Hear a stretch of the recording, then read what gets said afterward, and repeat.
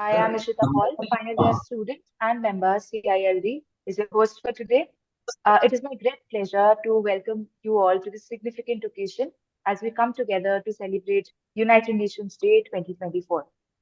As we know, the UN Day marks the anniversary of the United Nations founding in 1945, symbolizing a global commitment to peace, security, human rights, and development.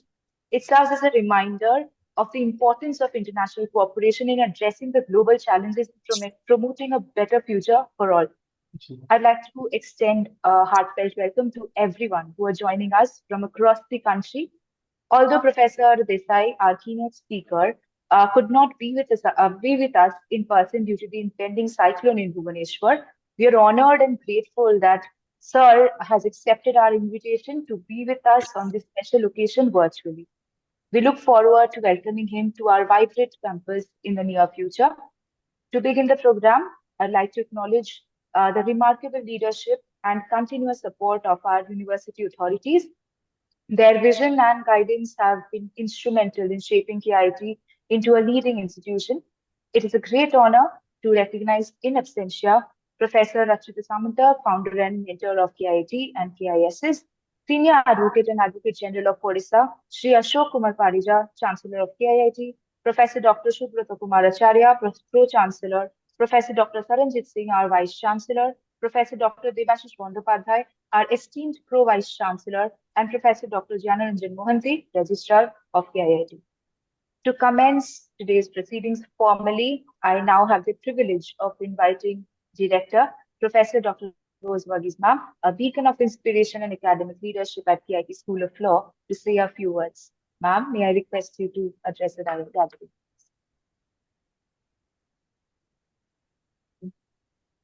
Can you hear me?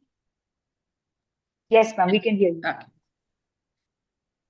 In absentia, most respected founder, Sir Dr. Achyuta Samanta, our Honorable Vice Chancellor, our esteemed Registrar, our most beloved Professor N.L. Mitra, the Faculty Coordinator, Dr. Genia, Professor Rajan Varghese, colleagues, beloved students, and most importantly, our keynote speaker, my good friend in New Delhi, Professor Dr. Bharat Desai, I should say, a renowned professor, and we are really fortunate to have him with us.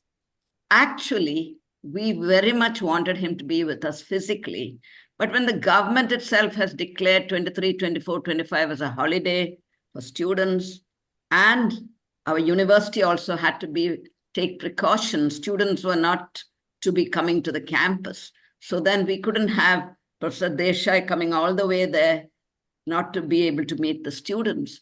And there were risks of flights being cancelled and delayed. And because of our great respect for him, and he is an indispensable member in the legal fraternity, we could not put him to inconvenience. And that is why yesterday I called him and I said, sir, it is safer not to travel.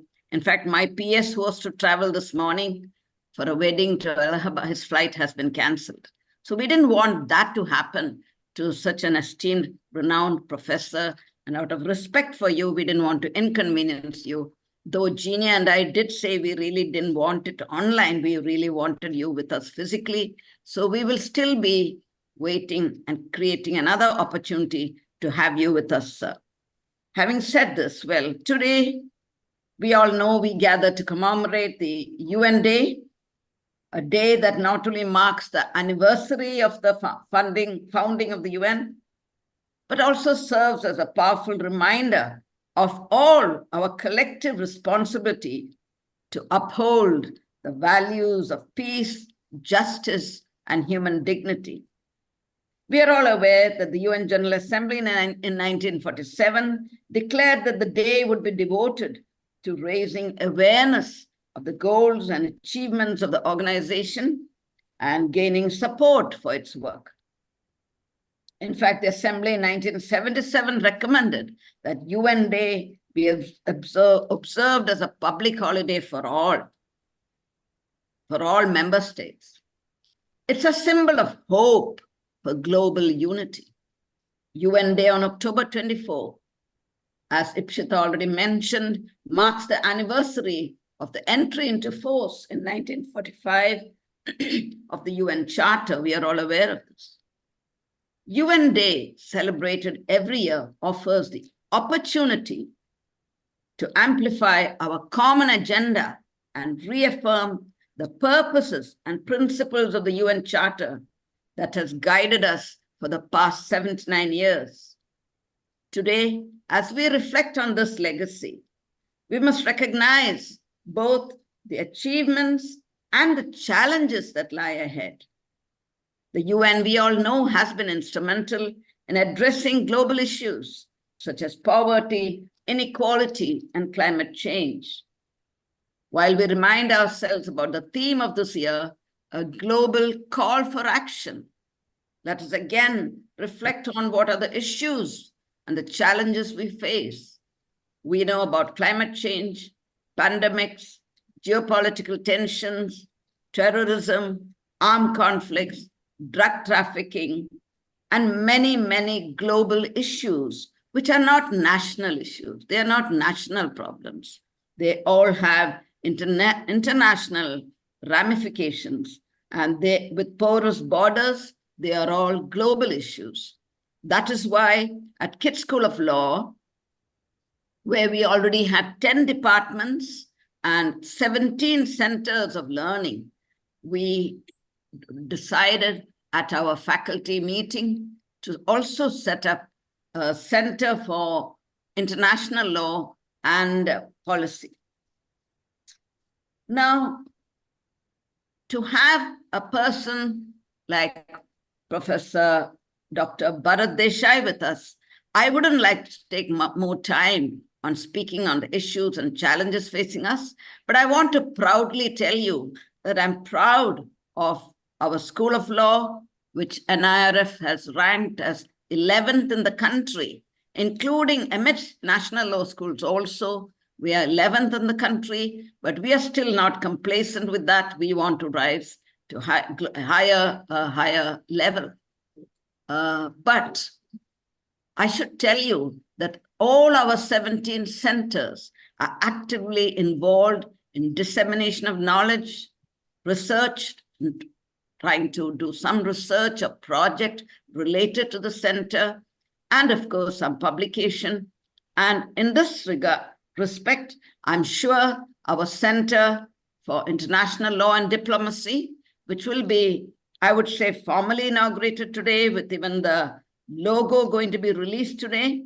We are proud to introduce the center, and with Dr. Genia as the coordinator of the center, I'm sure we have a long way to go, and I'm sure she will be achieving our ambition in addressing global issues. Once again, as Director of School of Law, let me warmly welcome Professor Dr. Bharat Desai into our midst. And without taking further time, let's move on to the next speaker for the day, our very, very renowned emeritus professor and former chancellor of KIIT, our beloved Dr. N.L. Mitra, I believe, will be the next speaker. Thank you so much, ma'am, for your insightful words. Now, may I please request Professor Dr. N.L. Mitra, Emeritus Professor of KIIT School of Law. Ishita, just a minute. Hello. I now step aside and allow Bharat to precede me, and because his some technical difficulties there, so let him start his talk. I may speak up after him. Sure, sir. Now, ladies and gentlemen, it is an immense privilege to introduce our keynote speaker, Professor Bharat Desai. Professor Bharat Desai is Director of the Institute for Advanced Studies in International Law and Diplomacy, as well as former Chairperson and Professor of International Law at Jawaharlal Nehru University. He serves as the Editor-in-Chief of the Environmental Policy and Law. A leading international law scholar, Professor Desai holds the distinction in making global scholarly contributions through more than a dozen books published by reputed publishing houses in Europe and the USA. It is a rare feat for an Indian scholar. Professor Desai is widely acclaimed treatise, International Environmental Governance, was released at the UN headquarters on 12th December 2014. Sir has provided some big ideas and solutions for the global institutional architecture, including scholarly discourse on the planetary future. These ideas have received accolades in official communications from the President of the United Nations General Assembly and the UN Secretary General, as well as the Prime Ministers of Australia, Canada, New Zealand, and the UK, the Presidents of France and Russian Federation, and the Office of the President of Human Rights Council. Professor Desai, thank you for joining us virtually today. We are honored to hear your thoughts. Sir, please.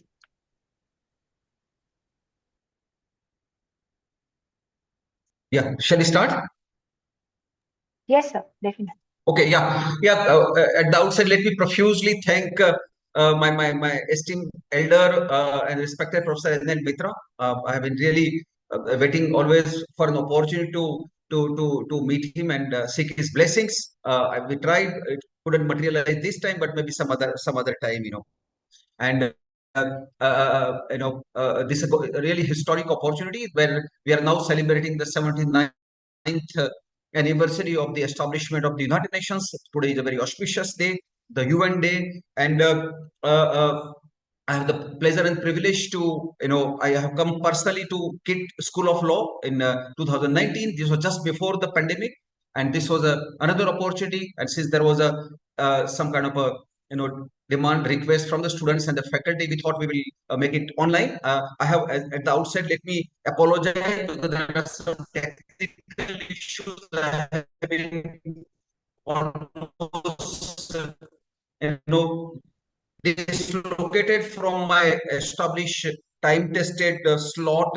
For 20 asked to vacate my room. I've been asked to vacate my room.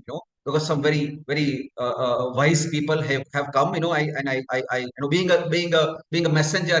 I troubled them, so I have been asked to vacate the room. So I'm sitting on a different laptop, different internet connection. So pardon me if it gets disconnected, disrupted. And will try to compensate in some other way. So I'll try to be as short as possible. Let me at the outset, and I'll give citations of a couple of those 3 articles which are written in October, September, and August. 3 months on all revolving around the United Nations itself. And let me mention that we are living in a very difficult time. United Nations is under siege, is under attack. Unfortunately, what I called as the shooting the messenger. And messengers have always been under attack, ranging from the Mahabharata when Lord Krishna went as a peace envoy. He was attacked, by the renegade Kaurav prince Duryodhana. And most recently, when the Secretary General of United Nations spoke up very upfront, chastising one of the countries which is now playing havoc in the Middle East, asking them to desist, saying that it's escalation after escalation. Immediately, the foreign minister of the country attacked him, declaring him to be a persona non grata. Unprecedented action, never ever it happened in the history of United Nations. And you could see, of course, very belatedly, the UN Security Council came around, and saying that no, you should not do it. Very lame duck response to that. This usually happens everywhere in every society. As I said, same thing when I did here in my own school, setting up a faculty wall of honor for 120 outstanding scholars. It upset and annoyed plenty of people. And you have to pay the price, being a messenger always. So we need never do. My central message today will be, please, for heaven's sake, never shoot a messenger. Now let me start with paying tribute to my outstanding teacher. He's no more. Last year he passed away, Professor Rahmatullah Khan, who actually introduced me to the law of international organization. And I paid, I delivered the memorial lecture to Rahmatullah Khan last year at the Symbiosis Law School on 2nd of November 2023. So if anyone has the interest, this is available on JNU's YouTube link, as well as maybe possibly on Symbiosis website.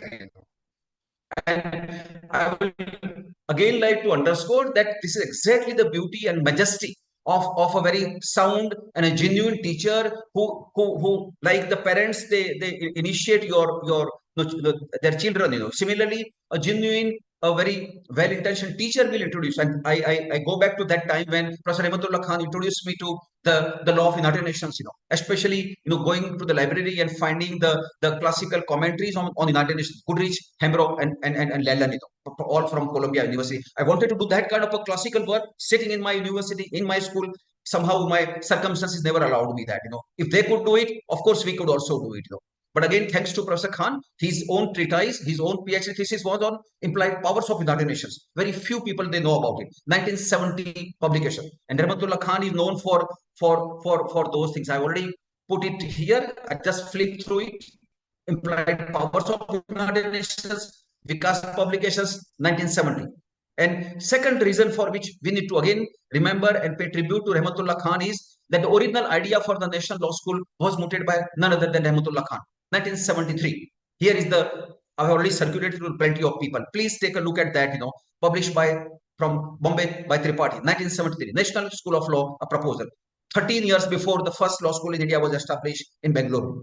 Now let me just briefly, this is the structure of my talk. I hope and pray that I will be able to cover them. One is that I will just take you to the setting, that how I was introduced to this entire subject, very fascinating area of law of international organization, and especially one of the preeminent entity called the United Nations.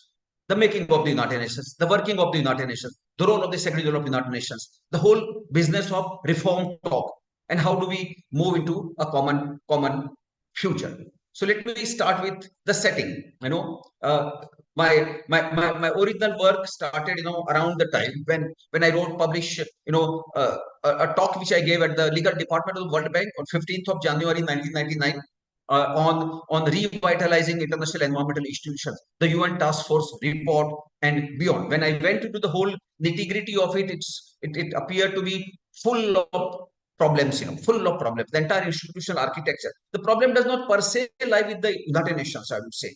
We should never ever, blame an architecture or an institution. Largely because these all second issue which I like to underscore is most of the institutions which we speak about, they are all human constructs. They are not infallible. If the human beings are not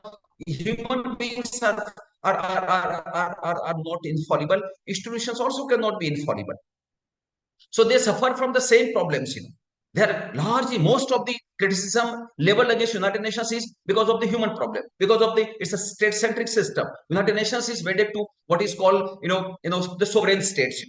They consider themselves to be sovereign and equal, And most of the problems, some problems which are inserted into the Charter of United Nations was to accommodate those competing concerns for sovereignties, their ego problems, their hard-headed national interests, They had to be accommodated if you wanted to, live by one of the classical examples of multilateralism. Because United Nations was sought to create what is called institutionalized architecture for international cooperation. You had no other thing. And we saw it just when the League of Nations, for the first time, a political organization was set up. 1919, it collapsed within 20 years. It had much more contradictions. But as I wrote in one of the articles, in 2020, where, on the century of peacemaking at the Treaty of Versailles, looking back to look ahead, that the lessons which we learned in the experience of the League of Nations, they came handy when the United Nations was set up. And that is why you have at the outset in the preamble of the Charter of United Nations itself, it says, we the peoples of United Nations, to save the succeeding generations from the scourge of war. It says, uses the word, very harsh word called shrap hai, koi curse hai.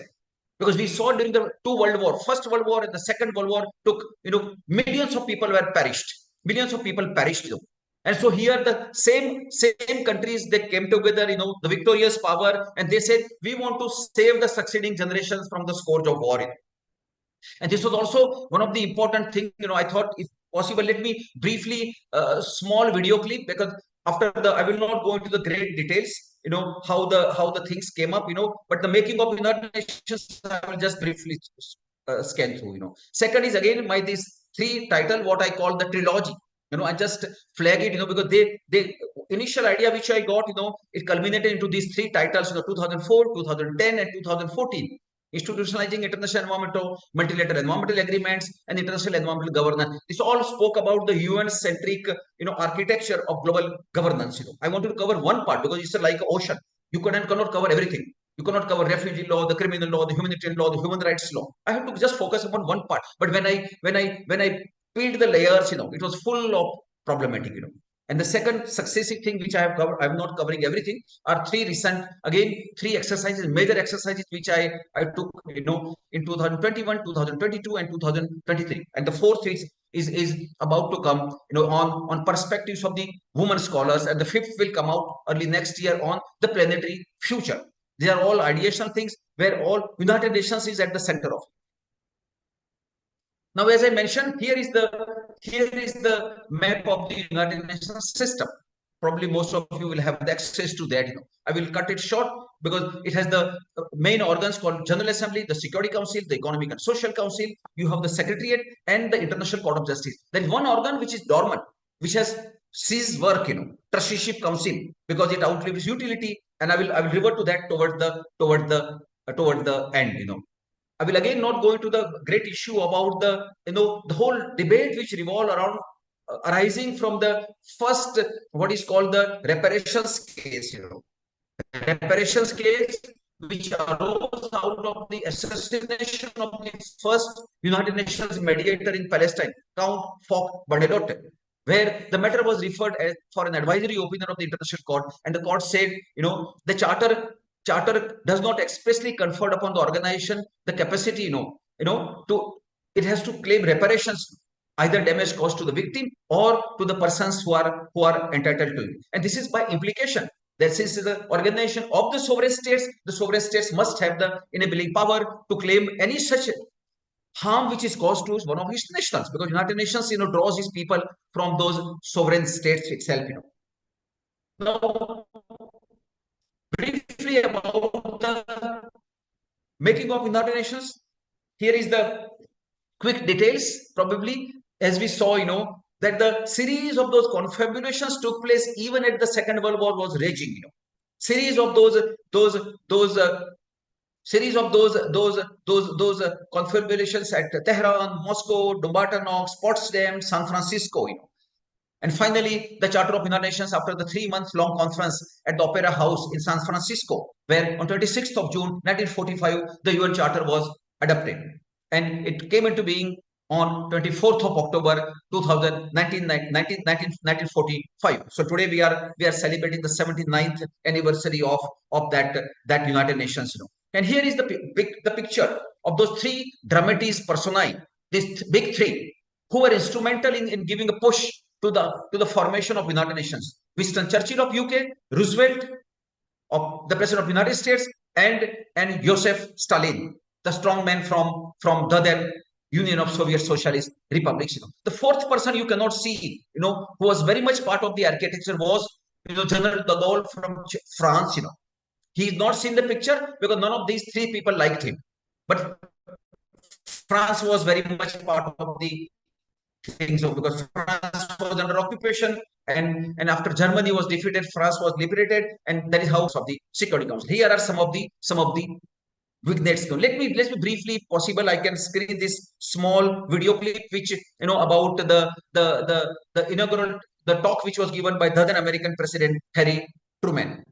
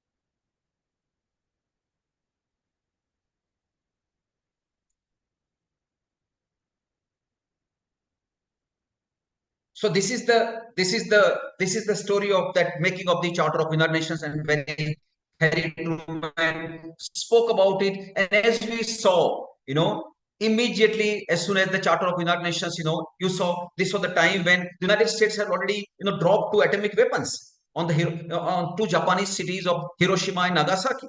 Although they swore by not to wage war and other things, we have seen that in the post-charter period, millions of lives have been lost.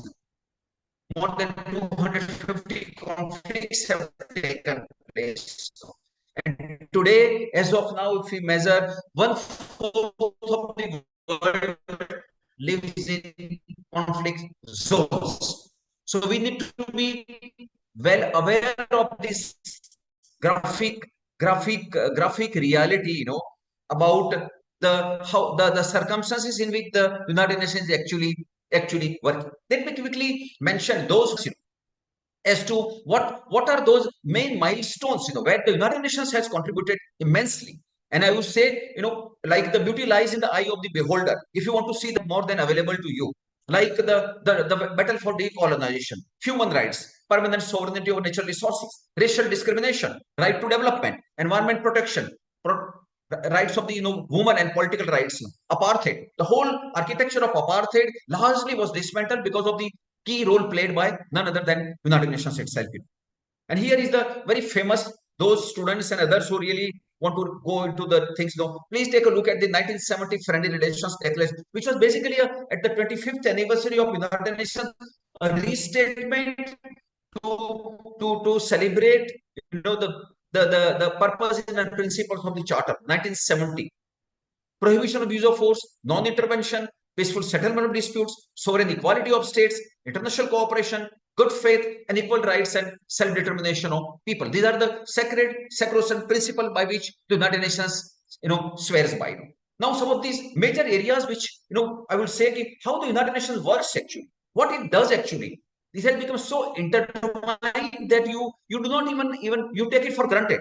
You take it for granted, like many of this, our students also tell us, you did this, so what? So we have taken United Nations saying that, so what? If the United Nations does this, so what? But look at the immense contribution. Plenty of those things with which we live with, they would simply not have been possible if United Nations had not played the role. Like in the arena of space, the entire space architecture, space governance, for instance, would have been lawless. Still, there are problems with the space governance, but yes, the architecture, most of those treaties concerning space, were enshrined under the auspice of United Nations only. Environment, right, from 1972 to 2024, when the Summit of the Future took place, all those global conferencing technique has been perfected by the United Nations, the General Assembly. As I call General Assembly as the conductor of the grand orchestra. Disarmament. There is continuous debate going on in the forum of United Nations, with reference to disarmament, elimination of nuclear weapons and weapons in general. Human rights, the whole architecture, protection and promotion of the cardinal, principles of human rights. You have the Human Rights Council sitting in Geneva. There is a Human Rights Commissioner who is appointed by the Secretary General of United Nations. The whole constant struggle which we are having, is for promotion and protection of human rights of women. The entire architecture, if you see today, women are, like most of the conflict zones, they say, weaponization of the sexual violence, rape as an instrument of warfare. All conflict zones, women have been adversely affected. Children have been adversely affected, like ranging from Ukraine to Gaza, for instance. And the latest figure they show that in the last 2 years, when the Ukraine war has taken place, Ukraine's population has shrunk by 1 million. Ukraine's population has shrunk by 1 million. A small tiny Gaza Strip where the Palestinians, having their little toe on the, on the Mediterranean Sea, also so I would say insensitive that they said there are more than 45,000 people have died. Most of them, they are women and children. Most of them, they are women and children. They have perished.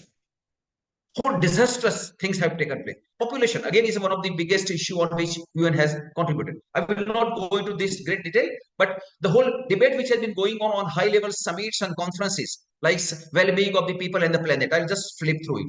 Peace, dignity, and equality of a healthy planet, which has also been a central theme of some of the United Nations conferences, And the entire calendar and meetings, if you see, it seems to be believed because the time will not permit me to go into each of the organ and what the UN does. It's a full of activity. Even if you take the example of the General Assembly itself, each year minimum 300 resolutions are adopted, and there are resolutions and resolution covering almost everything under the sun. Although there could be an argument about the legal character of the resolution, but they carry high normative value. Now there has been a consistent debate about the reform, like the Secretary General of the United Nations have said that, well, you cannot, you know, you are living with a situation today, you know, you have an inherited system, you know, the grandchildren cannot live with a system which was given by their grandparents, you know, that you need to have a 21st century architecture to address 21st century problem. Indian Prime Minister Narendra Modi has also been speaking about the whole issue that we cannot deal with the present day problems with the architecture which we have inherited from the past. You know. So everybody is talking about reform of United Nations, you know, and I will come to briefly, if the time permits, you know, about that what ails, you know, what do we do actually, you know, and here is a little peep into the world in which we live in. We need to contextualize the situation when we are talking about how horrific situations are there, where in that single space, United Nations is the troubleshooter, is the main messenger, and is a chief executive officer. The Secretary General really leads from the front. He receives all the brickbats, all the adverse comments, you know, because he as like a lonely sparrow, he runs from pillar to post. And here is the situation. Like the world without glaciers, the global humanitarian crisis, the extreme climatic events, you know, where millions of people will be affected, you know. And they say, let us UN figures show, you know, that there are millions of people. It requires something like more than 700 million people, you know, who need humanitarian assistance. 700 million people. United Nations, with its limited resources, have been able to raise something $65 billion. Just to feed people, to ensure that the people don't go hungry, they don't die. Look at it. Somebody is doing that. Somebody is actually doing that. How do they do it? And they say, come what may. And if you see in the conflict zones, especially Russia, Ukraine, and Israel, and in Gaza, more than 200 United Nations officials have died. The peacekeepers have died. The civil servants have died. They have paid the price. They refuse to leave. They refuse to leave. The UN convoys are standing at the entrance of Gaza, you know, just to ensure that people don't die on the other side. As the Israelis, they do the gatekeeping, for instance. So here is a sentry, a messenger which is holding the fort. It's waiting there, irrespective of all the trouble that you have. You have the exasperated global poverty, unbelievable kind of a situation. Violence against women. There are 36 million women in the world who have been subjected to, know, almost 1 in 3 women. 1 in 3 women around the world have been subjected to physical or sexual violence. Really face, you know, and I published some article with one of my students, the Mamita Mandal,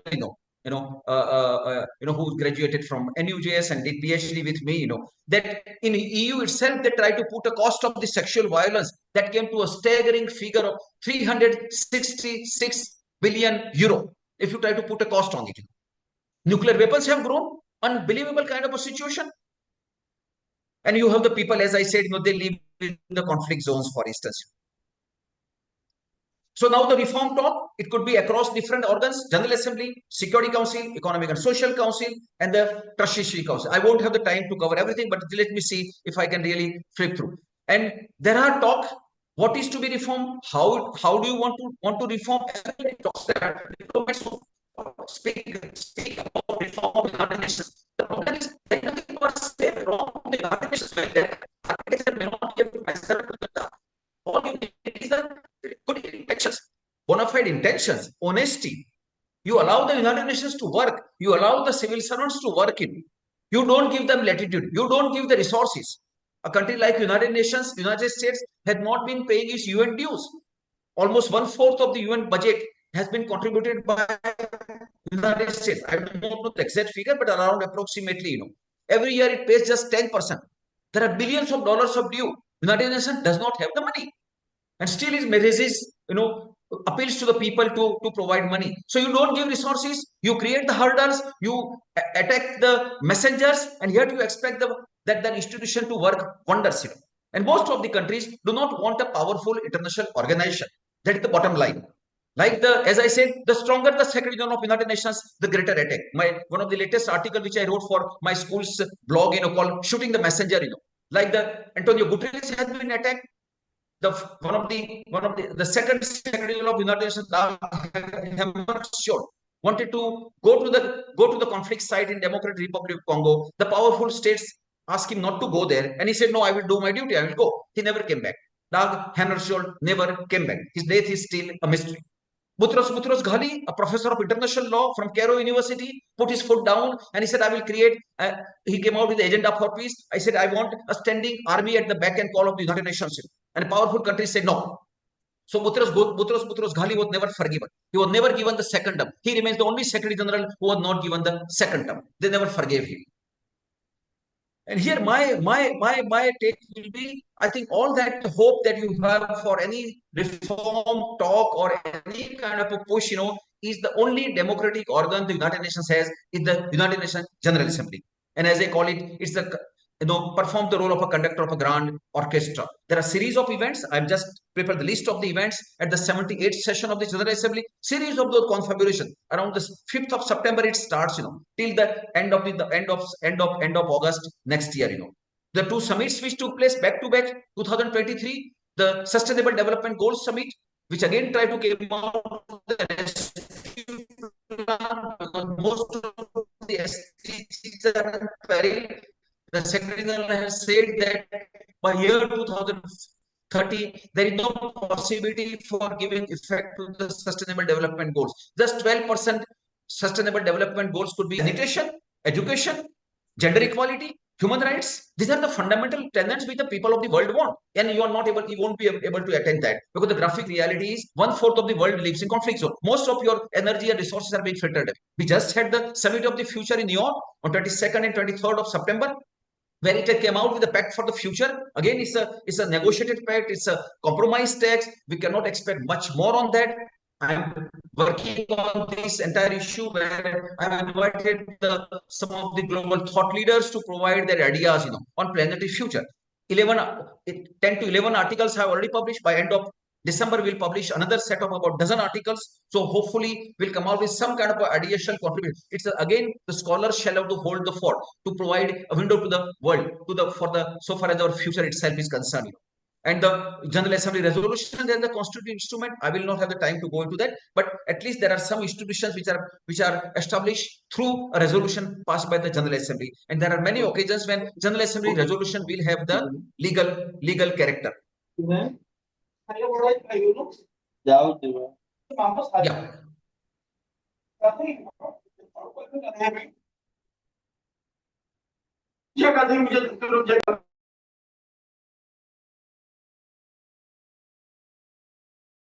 I'll request the participants to keep your audio closed, please.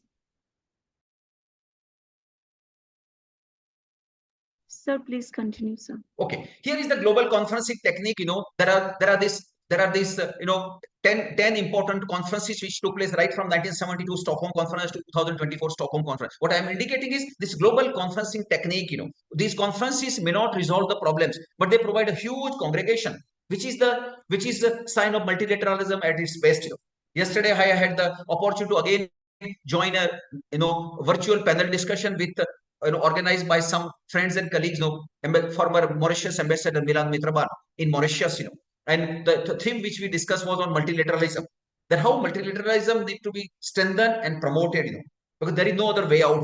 There are a series of those problems where the countries need to come together. Where this supposedly sovereign equal country like Mauritius and country like United States or India, there is no comparison. But theoretically, all countries are sovereign and equal. Okay, and what else could be a best example? I gave yesterday the example of Mauritius, which was being supported by a large number of other countries, which could push through the General Assembly resolution seeking an advisory opinion from the International Court of Justice. In 2019, the General Assembly gave an opinion asking United States, to return the Chagos Archipelago, which was excised when Mauritius became independent in 1965. So here is an example that it works. It does. Small, tiny country like Mauritius could ensure that a former colonial power and permanent member of the Security Council could be pushed and could concede. Now they are working on the agreement about the modalities and nitty-gritty for return of the Chagos archipelago, apart from just barring the Diego Garcia military base, which Americans and the UK will keep, but the very fact that Chagos could be returned to Mauritius is a really sign of that's celebration of multilateralism, where all the countries came together. Large number of countries passed the resolution seeking an advisory opinion. So you have the numerous example of success. We have taken the success for granted.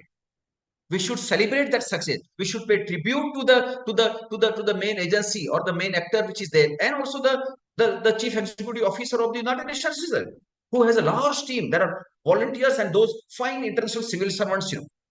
I am not eulogizing everything. I know there are problems. There are genuine problems. No, but like they say, at least you need to put upfront what is working. And of course, once we say that there are problems, the problems could be, of course, be addressed. Problems could be addressed. They need to be addressed. Security Council, as the sentinel, very well. Most of the faculty and students will know that the Security Council is the sentinel, has the primary responsibility for maintenance of international peace and security. And one of the only catch the Security Council has, is that it carries the veto power. Okay, there are 5 powers which are more equal than the others, and yet if you can see, I've called out about a 20 years trajectory from 2004 to 2004 for 24, starting with the issue of terrorism, in the Middle East, where the Security Council got engaged and passed a resolution till on 18th of October last week, when the UN Security Council adopted resolution under Chapter 7 of the Charter, imposing sanctions, to defuse the crisis in Haiti. 18th of October 2024. There are a series of those things. So it does not work in every situation, like Ukraine, because the consensus was not possible. Like Gaza, where any even talk about even ceasefire was impossible, because there are hard-headed vested interests. The permanent members of the Security Council have their own allies and proxies and their own satellite states, whom they would like to protect. So those are the ground realities, and yet there are situations which will provide some kind of a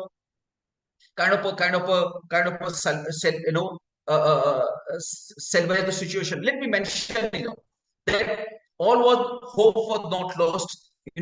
After the Russia's what you call special military operation in Ukraine, the General Assembly called us emergency special session, adopted a resolution, and most of the people and the commentators, the scholars must analyze. I saw there was defunding quiet. Most of the scholars keep quiet, because I'm told many of the scholars also go where the grass is green. They don't go where the hard-headed things are there. This is exactly the scholarship which we need to promote in India. And if you see, the General Assembly resolution provides a ray of hope. Assembly resolution said, as and when a Security Council resolution is adopted, Security Council resolution where a permanent member casts a veto, within 10 days of the exercise of the veto, the emergency special session of the General Assembly will be convened, and the veto wielding power country which exercises the veto will come to the Assembly and will give explanation. Asking a permanent member using the veto to give an explanation itself is a big thing. Because they say best disinfectant is the sunlight. Best disinfect the sunlight. You ask them to account for it. And so what I call this in some of my articles, what I have written is that this is basically blunting the edges of the veto. There has been so much infatuation about veto. India herself has been seeking that. G4 country with Brazil, Japan, Germany, and India, we have ourselves been seeking a permanent seat. But as we saw, that the veto is almost non-negotiable for the 5 permanent members. But why not? If you can blunt the edges of the veto, if you make the exercise of veto a rarity, or not much attractive, it can work. So that will open the door for, as I argued, although we ourselves, we know India also knows very well, India's foreign minister, India's prime minister also knows very well, we are asking for revitalization of the Security Council, and also permanent membership of the Security Council. Now, no one is talking about the veto. Okay, that we will have a third, probably as and when the doors are open, probably we'll have a third category of countries which are called having the permanent membership without veto. I would say that also will be a great achievement. To be sitting in that hallowed chamber of the Security Council would itself be an achievement. Where a country like India, as I have been repeatedly asking, India to be a global solution provider.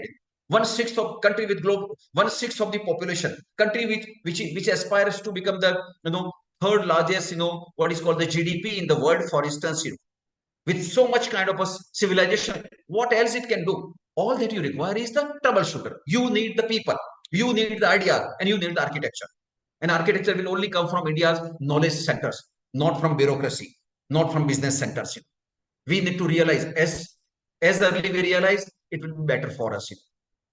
Action for the peacekeeping. Again, plenty of peacekeeping missions are there. More than 70,000 peacekeepers are on the ground. India herself has been contributing large number of peacekeepers. There are many of the peacekeepers are under attack. As we saw, United Nations interim force in Lebanon came under attack. 3 times the Israeli forces, attacked the compound. Look at the graphic grave risk with the peacekeeper themselves they face, for instance. So it was not easy to maintain peace, keep peace in this troubled world. And one of the important agenda items, I'm indicating some of the areas which could be potential PhD topics for the students, and for the teachers, like the women, peace and security. It's again a very celebrated area which has been opened when Hillary Clinton was the Secretary of State.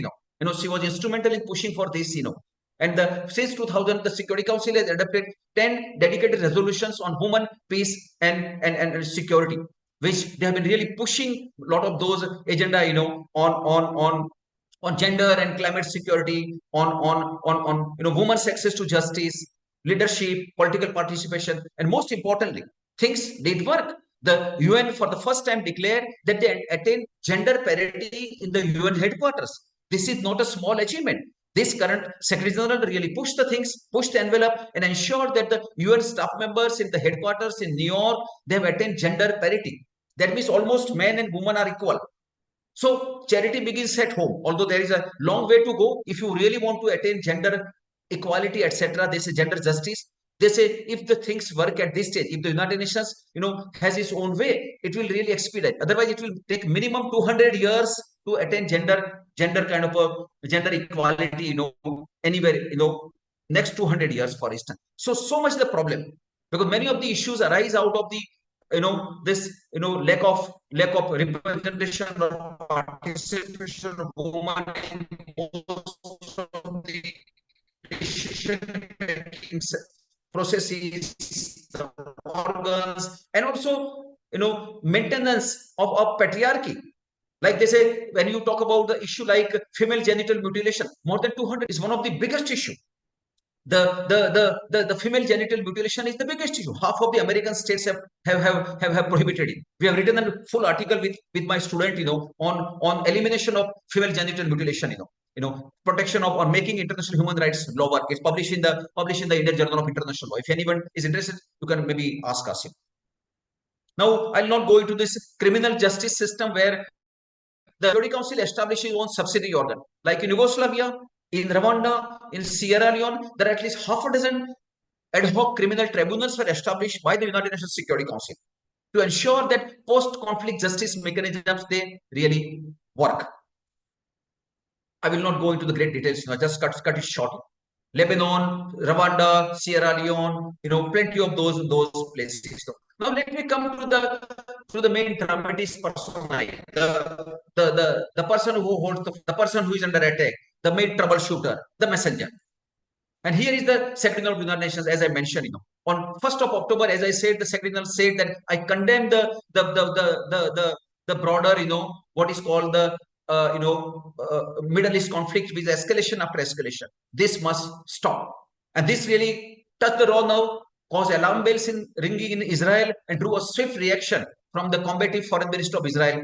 His name is Israel Katz, and he crossed the limits of his office, where he declared the Secretary General of the United Nations a persona non grata. You cannot declare an international civil servant a persona non grata. Those who know about it, under the Vienna Convention on Diplomatic Relations under 1961, a person is present in your territory, you can ask him to leave the territory, not otherwise. And this whole business, of throwing away a person does not apply to international organizations. Because United Nations is governed by its own general convention called the General Convention on the Privileges and Immunities of United Nations, 1946. This convention, it entered into force on September 17, 1946. Now, here is a Secretary General who has been, as I said, has been very proactive, very proactive. He digs out the powers. The power is almost there. You need to see the things. Like it's literally like walking the talk. Literally, you walk the talk. You don't merely, most of the people, they while away time and, they keep crying and complain. Here is the secretary who seeks to bail the cat. He invoked last year his power, residuary power under Article 99 of the Charter of United Nations, where the Charter enabled the Secretary General to bring to the attention of the Security Council any situation which threatens international peace and security. And he wrote an unprecedented letter to the President of the Security Council on December 6th, 2023. So, as I said, if the Secretary General is strong enough, and if he actively seeks to carry out the charter mandate, or tries to create some of those new proposals and ideas, these Secretary Generals are also not spared. We have the this is the ninth Secretary General we are living with. Antonio Guterres has still, I think, about 2 more years to go, and we'll see how it takes. So if some of you are interested, here are I mentioned the 3 articles which I published recently. The links are available. They're all published from the place where I have been working, the School of International Studies blog. Shooting the Messenger, article published on 8th of October, UN peacekeeping missions, September 18th. And thirdly, making available the humanitarian assistance on 23rd of August. These things will provide a detailed, issues so far as the actual working of the different components, because it's like an ocean. United Nations is like an ocean. Now let me see about how do we move into the future, so that I will quickly move into what possible things are there. I'll just indicate the trends here.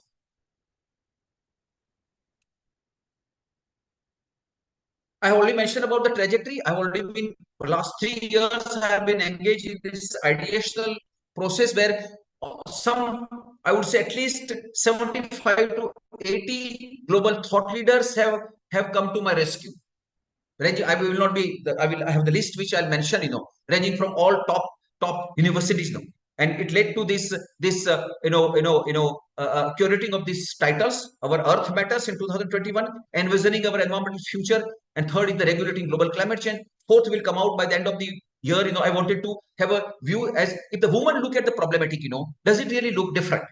And about a dozen, eminent women scholars have provided contributions, which we will come out with that volume, by end of the year, and early middle of the next year, will come out with another volume called The Planetary Future. And here are about some 23 list of those contributions, are list which is already published in my journal called Environmental Policy and Law. I will not read it out. Now, here are what I call them the low-hanging fruits. When we talk about the reform of United Nations, the pathway to the future, what possible issues could be there? These are the issues which we need to, our eyes should not be only limited to grabbing a permanent membership of the Security Council. There are many low-hanging fruits, which we must aim at. Like the global problem which we have been talking about is that in the years to come, the global climate problem is going to be so severe. The storms are going to rise, in sea levels are going to be there. The Antarctic ice sheets are melting. Arctic is in deep trouble. The third pole, Himalayas is also in deep trouble. You have the landslides and host of those issues. We refuse to see the warning bells. Secretary recently went to the Mount Everest. In the backdrop of the Mount Everest, he released a video saying that please look at how this precarious condition in which we are there. Please listen to me. Please pay heed to my call. And most of the people, you refuse to listen to the messenger. So here are something which we hope that one of the main instrumentality called the UN Environment Program sitting in Nairobi. It has I have a proposal to upgrade it to a specialized agency which will be available. Second is about a dormant organ called the Trusteeship Council of United Nations. When I put this proposal in 1999, a lot of people had a derisory comment saying that no, this is not practical, it will not work. Antonio Guterres, in his own report, our common agenda, specifically mentioned that the time has come to give a new mandate to the Trusteeship Council and to revive and give it a repurpose for global commons and global environment. which the entity is there, the trusteeship council hall is there, it will not cost you anything, because you need a global supervisory organ which will really help you to gravitate to the some of the problem which the Pact of the Future has really mentioned, like the whole rights of the future generations, because the future generations will be really facing the problematic, future expansion of the Security Council. As I mentioned, the low-hanging fruit again, all that doable thing could be with a opening of a new front called the permanent membership without veto, because everybody wants it and the permanent members are not going to cede the space. So I think you have to leave, because things are not, nothing is perfect in this life. Nothing is perfect, and you can't renegotiate the charter completely. You can't throw away baby with the bathwater. You have to live with the reality. Everybody knows the limitations. And finally, the new issues which is now spoken about is the possibility for having a United Nations going on as a follow-up to the summit of the future. Probably, I think the Secretary General of United Nations will appoint a new High Commissioner for Future Generation, because there is a whole debate about rights of the future generation, that the present generation owes an obligation and duty to the future generation to pass on at least, not in an adverse condition that what we ourselves inherited, or we need to improve the situation. Things are going from bad to worse. That whether in the years to come, whether this planet Earth, the only planet that we have, will it be habitable? Who else will build the cat? And the only forum which really facilitates to do these, negotiations, provide a platform for the churning of the ideas is the United Nations, and we need to really take it seriously. This is a blueprint for the UNEPO, which I mentioned about it, the specialized agency for United Nations, the trusteeship council already is published, in some of the leading global journals, and here is something, about the repurpose, the actual mandate which I ended up rewriting, And finally, I'll just conclude, saying that, well, I think I drew a picture which is reasonably a kind of a little optimistic picture, because I don't want to have the pulse of gloom. I have never ever done that. Those who cry, a lot of people, they cry and creep and complain and run away. हम क्या कर सकते हैं, हम क्या कर सकते हैं, घर जाके खाना खा के सो सकते हैं, आप कुछ नहीं कर सकते हो. So I would say, as a scholar, at least my duty and obligation is to stand up and provide ideas. This is what I have been really pushing, asking a lot of people, that we need to have these ideational things. Since I made a special choice to stay on India, as a Deshbhakt, true Deshbhakt, I never went out, to make a career outside. So I have struggled hard. It took enormous time. It's a really challenging task to have your ideas to make an impact 12,000 kilometers away at the UN headquarters in New York, where the actual global decision making takes place. It's a challenge. We have to live with that challenge. And I would hope and pray that our universities, do our part of the job. Whether anybody listens to you or not, it's a different matter. Ideas never go waste. Like you are sowing the seeds, these seeds, when they show that no one can suppress the seed. We need to hope against it. And most of the research which we do, global problematic, is it has to be solution oriented. Theoretical, blaming something called an abstract entity will not help us out. You need concrete ideas when millions of people whose lives are at stake, who will simply otherwise perish.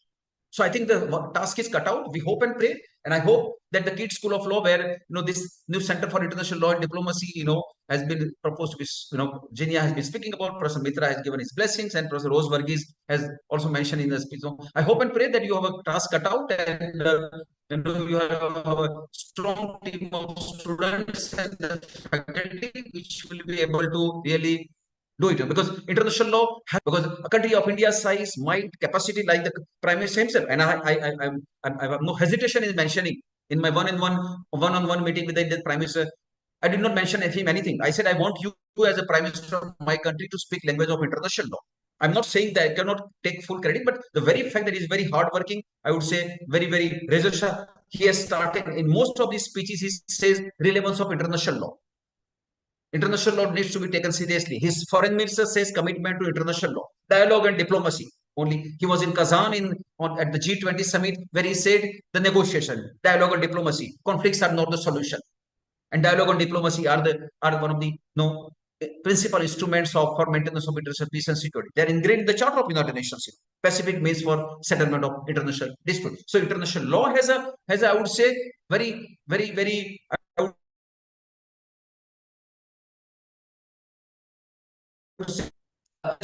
so fallible role to play. We have to take international law seriously, and by necessary implication, the Charter of United Nations also seriously, and we need to really swear by it. We hope and pray that by next year, when 80th anniversary of the Charter will be celebrated, probably we'll be able to see some positive progress. We need to keep making effort. Like they say in Bhagavad Gita, the effort is in your hand, not the outcome. So we'll Jinia? Yeah. Thank you so much, sir, for that enlightening keynote address and for providing us with profound insights into the role of international law and diplomacy in today's world. Now, I would like to invite Dr. Jinia Kundu, Associate Professor and Faculty Convener, Center for International Law and Diplomacy, to formally introduce the center to the audience before we move forward to the Q&A session. Ma'am, please. Thank you, Ishita. Center, a very good morning to one and all present here. The Center for International Law and Diplomacy will be dedicated in advancing the study and practice of international law and diplomacy. It will serve as the hub of research, education, and practical engagement, fostering a deeper understanding of global legal issues and dynamics of international law and geopolitics. Through a combination of academic programs, research projects, and collaborative initiatives, the Center for International Law and Diplomacy aims to cultivate academic excellence and prepare students to become competent legal professionals and future leaders in the international community. So with a team of a dedicated team with Professor Dr. Rose Verghese as our advisor, Mr. Siddharth Sarangi as co-convener, Dr. Sanghmitra Patnaik and Ms. Madhuri Mili as the members, we proceed towards the inauguration of the center. May I now request Professor Bharat Desai, sir, to declare this inaugural of our center. Sir, please.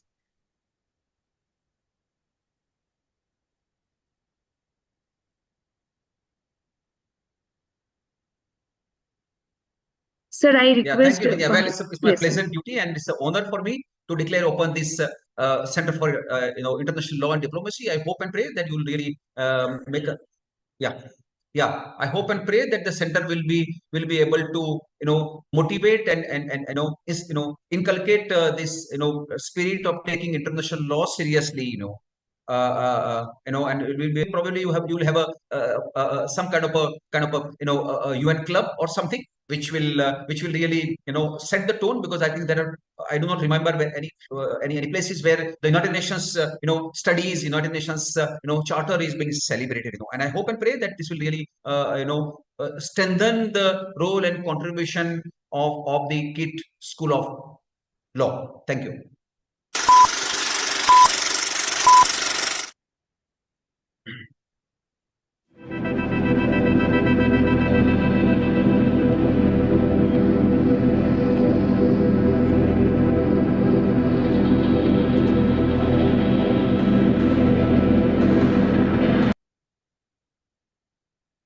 Thank you, Dinya.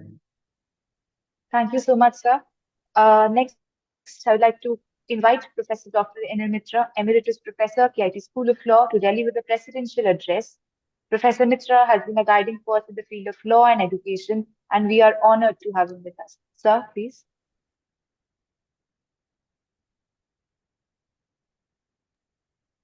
Sir, you have to unmute.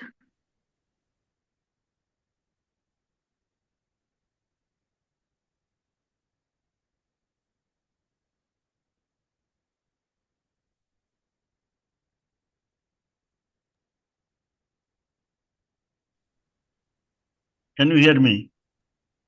Yes. Yeah. I'm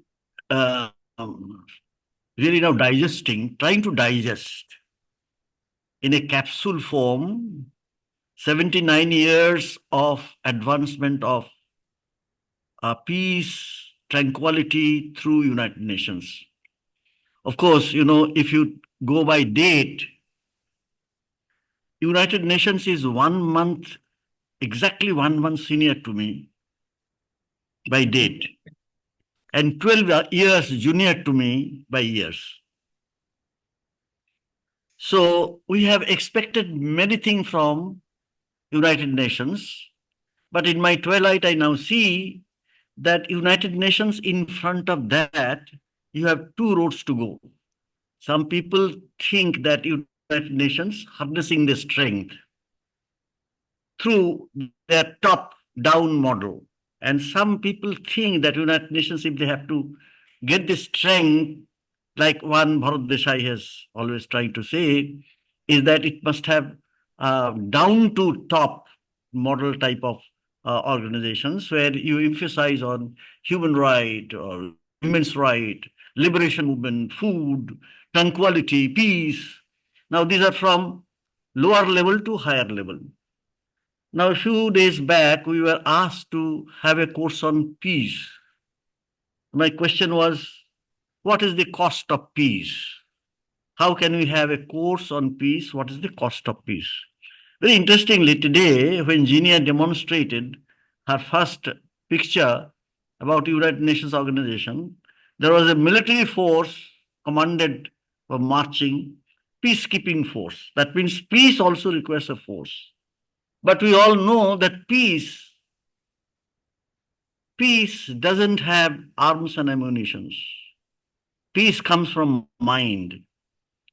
Now, if you have to have realism from top-down model, then questions of, first questions would be veto power, second question would be permanent seat, third question would be regularity of the meeting, fourth concept would be why in one center you have the global summit always. Now, all this one by one will come. And obviously, Bharat has said that this is too much to expect.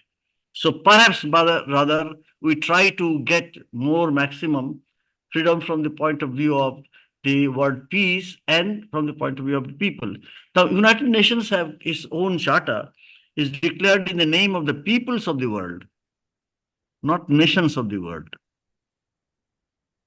So if it is the peoples of the world, obviously people of the world, they want something from the United Nations.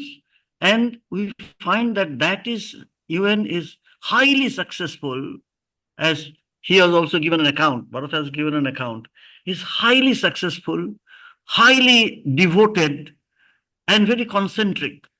Whereas if you look at the power structure, well, yes, out of the 5, one is engaged directly in the war.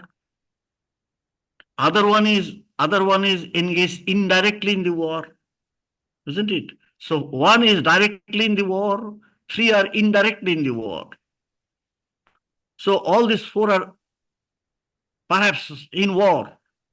So if we took from the bottom up level, it is very difficult, like as you were saying, in Bhagavad Gita also, Lord Krishna had to say that I had to come janam to fight. So war for killing war. So for war, you are killing war. So there is a cost of peace. Because if you have to fight war for killing war, there is a cost of peace. Who will bear the cost of peace? Now, at some moment of time, I had some involvement in some UN organizations, like sometimes in ILO, sometimes in ICRC, sometimes in International Court of Justice. But I always thought that more and more people orientation is perhaps necessary for the international law to move forward. That's why I always thought that law schools have a great role to play in internationalizing the legal studies. Now, mere saying that we will internationalize the legal studies will not do. We have to internalize the legal studies for the purpose of understanding the basic tenets of international law, which is actually for peace. And that can be achievable by diplomacy. So your center saying diplomacy is really very, very significant. Recently, we are going to also inaugurate a school in this KIIT University in the name of public policy and governance. Public policy and governance, that also is going to be inaugurated in. And there also, in governance, we thought that diplomacy and international relations, people-to-people relation, not state-to-state relation alone, people-to-people relation should be one of the important factors.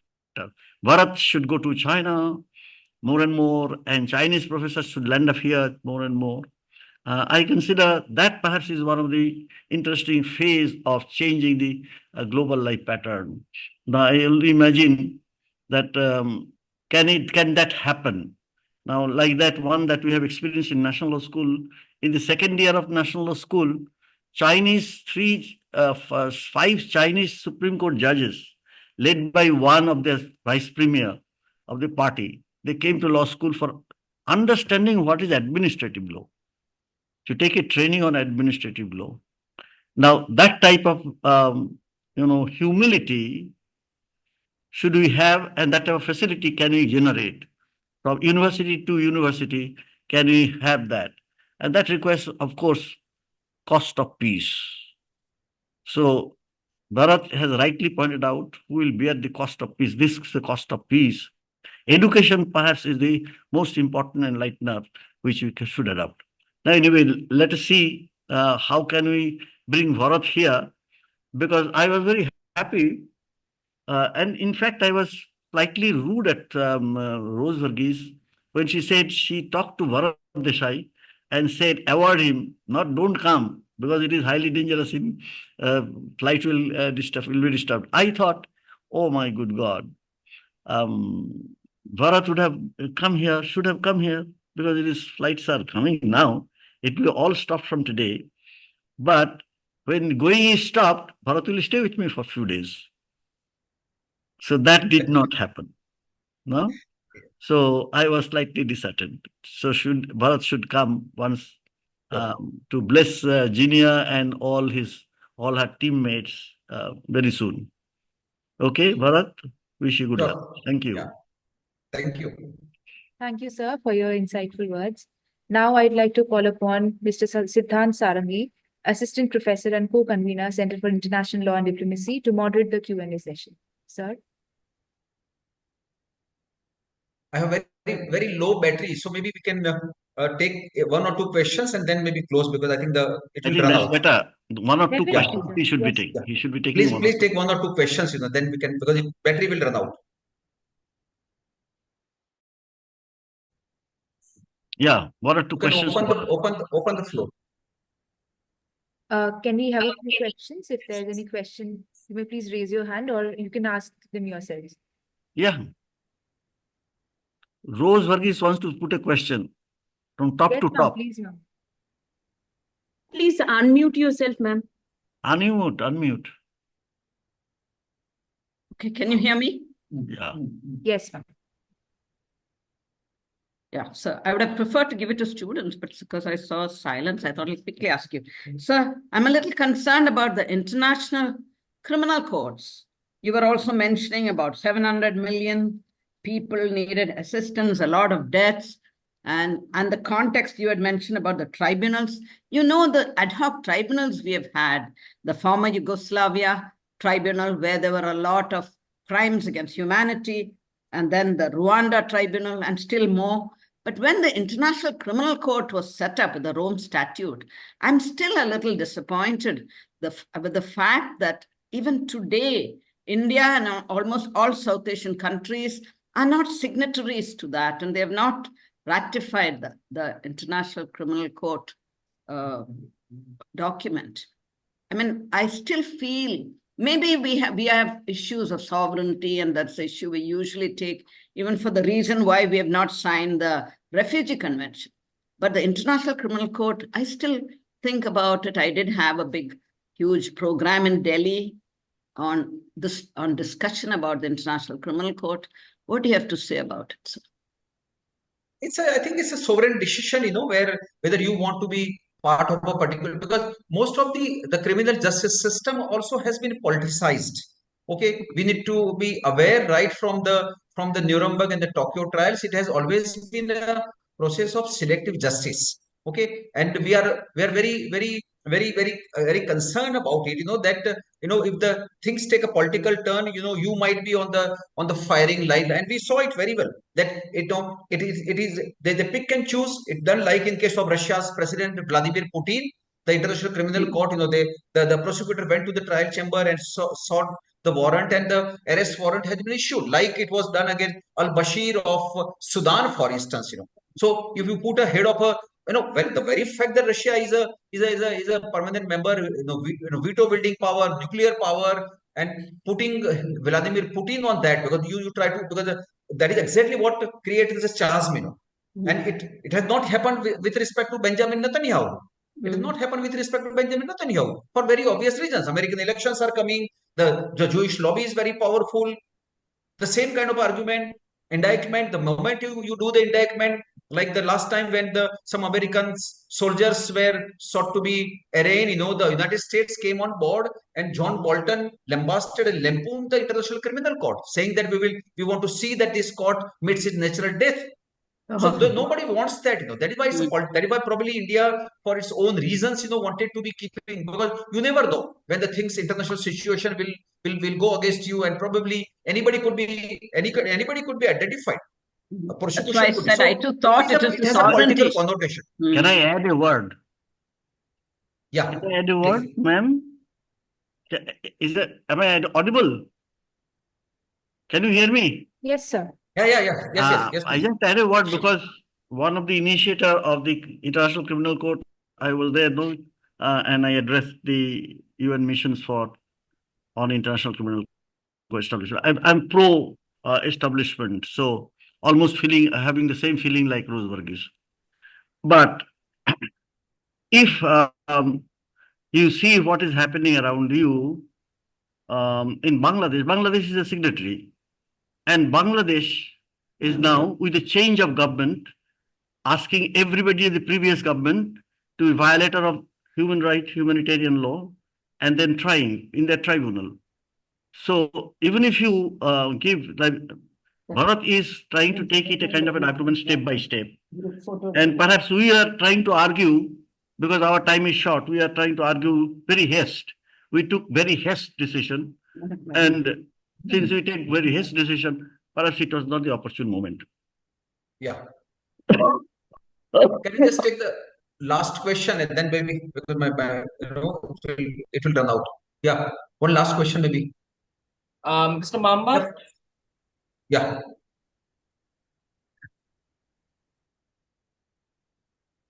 Unmute yourself. Please unmute, Mr. Mamba. Mamba, unmute. Okay, yes, you have to unmute him. The host had to unmute me. I'm sorry, sir.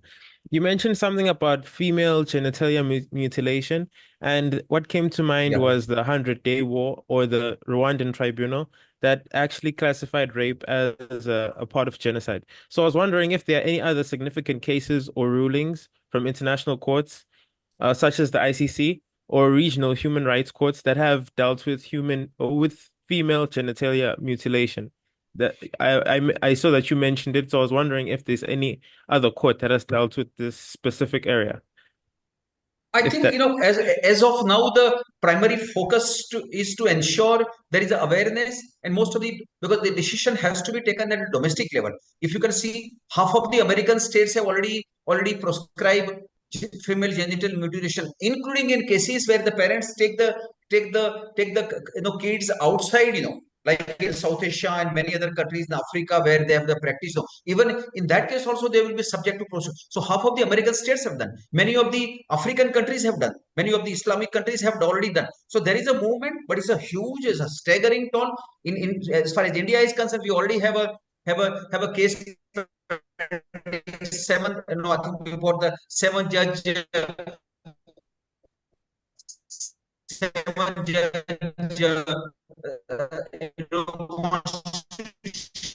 bench. It's already pending. There are case concerning the Dawoodi Bohras. I think or that will come up, So I think any female genital mutilation for non-medical reason has to be prescribed. It is for a different reason. So that awareness is spreading. Awareness is actually spreading. And domestic law, you need to be really doing it. We have our own Supreme Court has right to, like female privacy, all those issues where the court has been really inching closer. But again, there are pressures like on the marital rape issue. We saw that the case has been now put on the hold, for different reasons, because there is a back and forth, the movements are going on.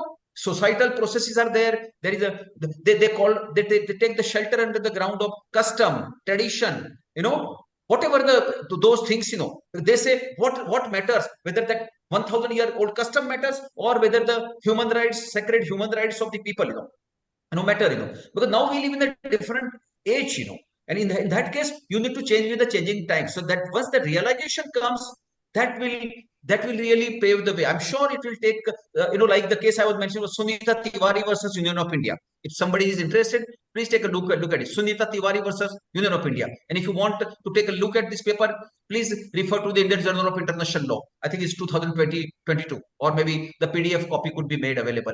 So this is only, and we had to struggle. It took several months to get this paper published. No journal was prepared to publish the paper. You can imagine the kind of the mindsets which are close, So when the change comes, there is always resistance, and change is inevitable. Let me recall, and close this thing, with a final word.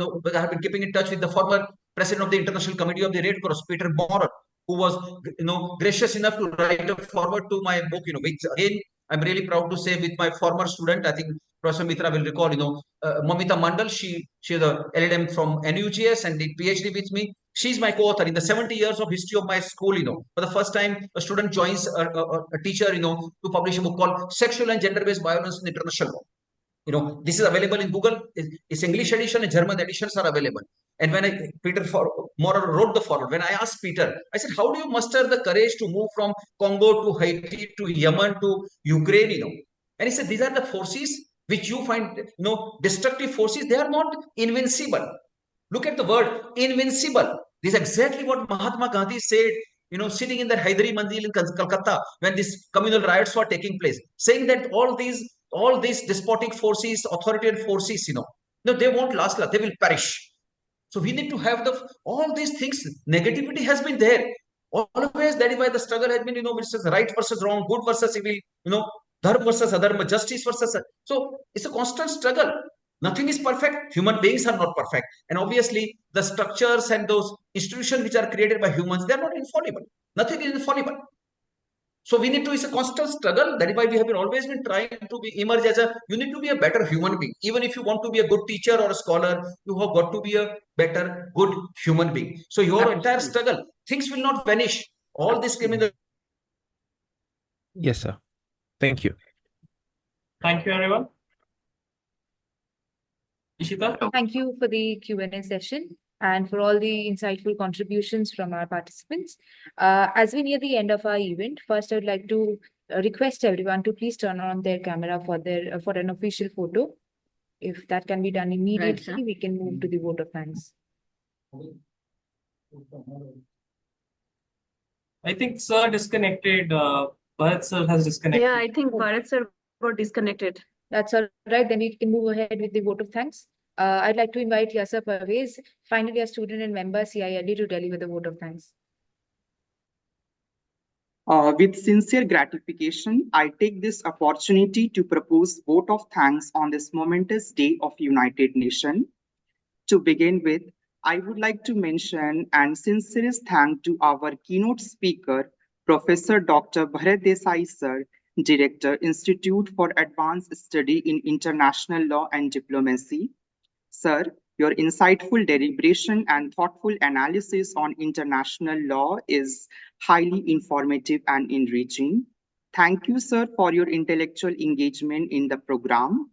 Our department and center awaits for your kind presence in person for our upcoming events, activities, and session. Then, I would like to extend a thanks to Professor Dr. N.L. Mitra, sir, Emeritus Professor, School of Law, KIIT, for the thoughtful interventions. Thank you, sir.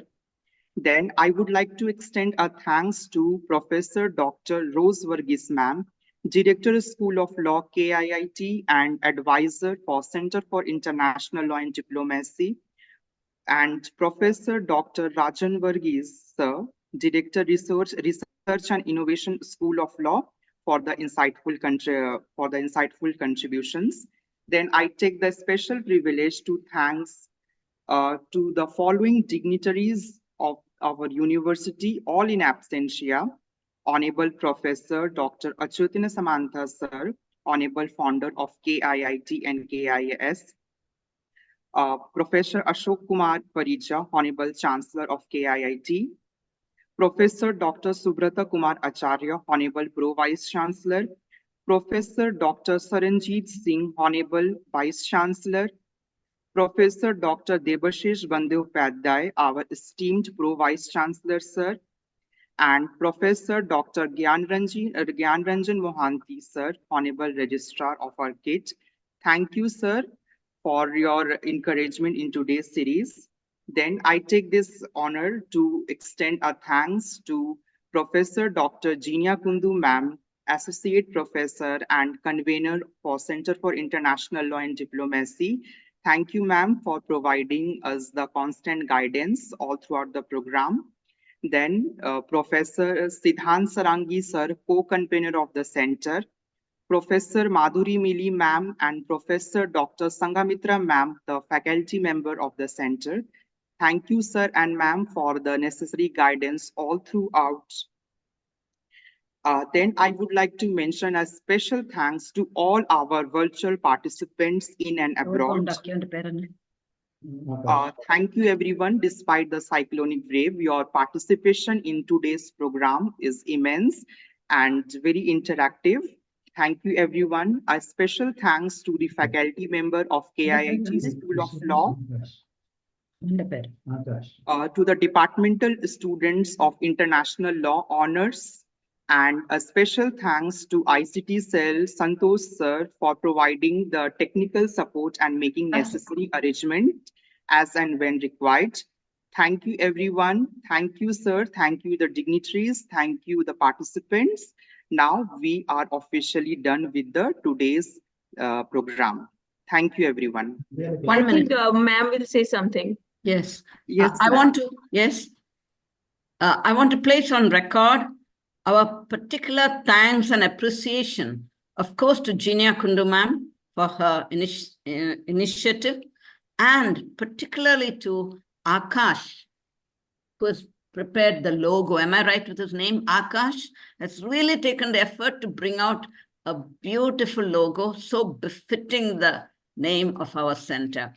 And Ishita and the team who were with Jinya, including the person who has delivered the vote of thanks, all of you have been working as a team. So I wish to place on record our special thanks to each of you. Thank you. Ma'am, even I will thank specifically Akash have done the logos. In fact, there are other technical teams that are looking into the technical support, be it Abhigyan, Tatsat, Vedant. They are all there. Yasser has been working very hard. Ishita has been working very hard. Condoleezza is there. Everyone has been working very hard for the event. From shifting from an online offline to ma'am, you're on mute. I'm saying that shifting the program from an offline program to an online program, I'll really thankful to Yasser, Ishita, Abhigyan, Vedant, and many others who have been supporting the entire event. I'm really thankful to all my students and my colleagues, everyone. Thank you all for participating.